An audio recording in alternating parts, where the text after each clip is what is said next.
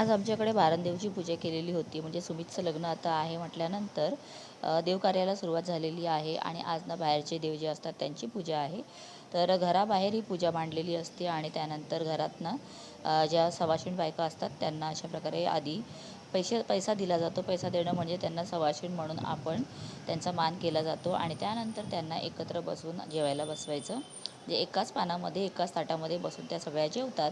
तर असा काही हा कार्यक्रम असतो.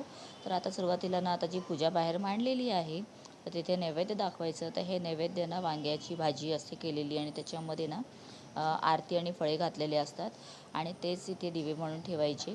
तर अशा प्रकारे ना हा नैवेद्याचा ताट ताई बनवायला बसलेली आहे. विद्या तिला सर्व काही सांगत होती की कशाप्रकारे काय ठेवायचं आहे, काय करायचं आहे. आणि रेश्मासुद्धा तिच्या मदतीला होती आणि मी ज्या वस्तू लागतात त्यासुद्धा देत होती. त्याचबरोबर माझं शूट करणं पण चालूच होतं.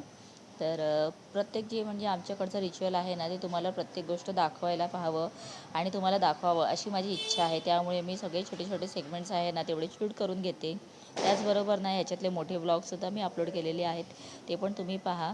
तर हे पहा, अशा प्रकारे ही बाहेरची पूजा झालेली आहे. तर खूप छान अशी विद्याने ना सकाळीच पूजा मांडून घेतलेली आणि आता इथे ना नैवेद्य दाखवल्यानंतर अगरबत्ती कापूर वगैरे लावून घ्यायचं आणि त्यानंतर सावजींनी ना आमच्या इथे घंटी वगैरे वाजवून पूर्ण पूजा कंप्लीट केलेली आहे.